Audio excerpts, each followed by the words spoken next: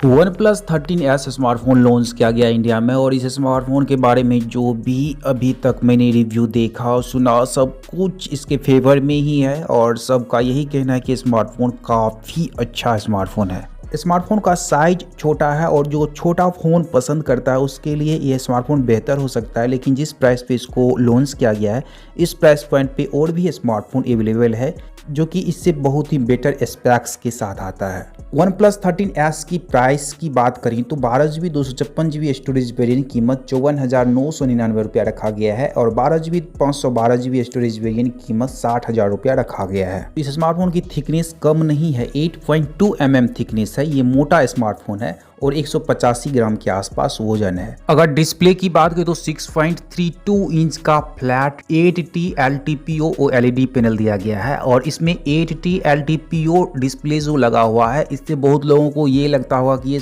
ये डिस्प्ले कुछ खास है, तो ये कुछ खास नहीं है। OLED डिस्प्ले ही है, थोड़ा सा इम्प्रूव वर्जन कह सकते हैं इसको।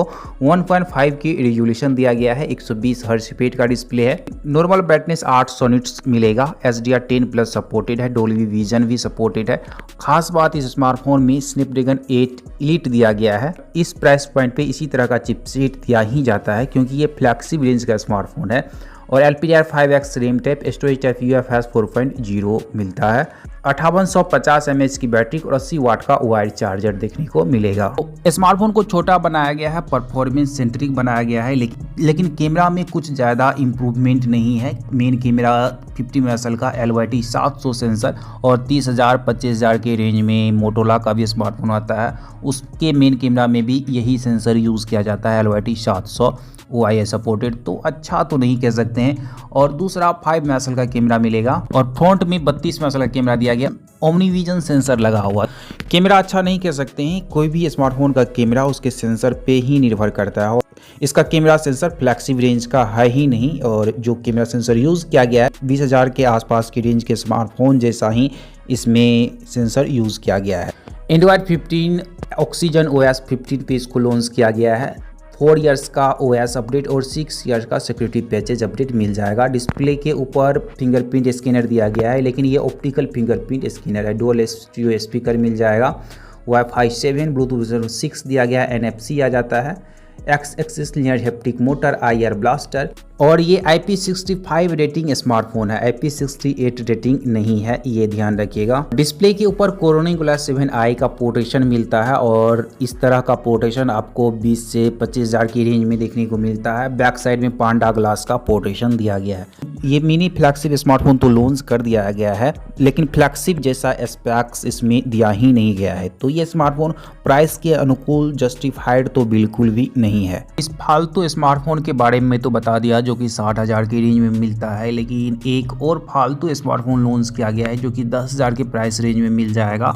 ये Realme C73 5G स्मार्टफोन है। इसका स्पेक्स अगर देखेंगे और प्राइस देखेंगे तो ये स्मार्टफोन तो बिल्कुल भी लेने लायक नहीं है। सबसे पहले डिस्प्ले की बात करें तो 6.67 इंच का डिस्प्ले दिया गया है। LCD पैनल है, HD+ रेजोल्यूशन है और 120 हर्ट्ज स्पीड का डिस्प्ले है। 625 निट्स ही ब्राइटनेस मिलता है। तो सबसे पहले डिस्प्ले डिसअपॉइंट करने वाला है। HD+ नहीं, फुल HD+ रहता तो अच्छा कह सकते थे। 4GB 64GB वेरिएंट का 10,500 रुपया रखा गया है प्राइस। आप सोच सकते हो इतना प्राइस में ये स्मार्टफोन कौन लेगा। और स्टोरेज टाइप की बात करें तो eMMC वाला स्टोरेज टाइप लगा हुआ है, eMMC 5.1 और डायमेंसिटी 6300 चिपसेट दिया गया है। तो परफॉर्मेंस भी सुपर नहीं मिलेगा और प्राइस जो रखा गया है इस प्राइस पॉइंट पे और अदर स्मार्टफोन भी अवेलेबल है जो कि इससे बेटर स्पेक्स के साथ आता है, जिसमें डिस्प्ले भी अच्छा मिलेगा, साथ साथ स्टोरेज टाइप भी अच्छा मिलेगा।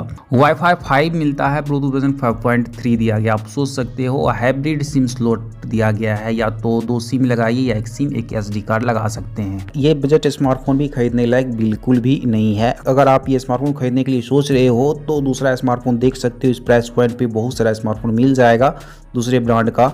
इस स्मार्टफोन को इग्नोर करके ही चलना चाहिए।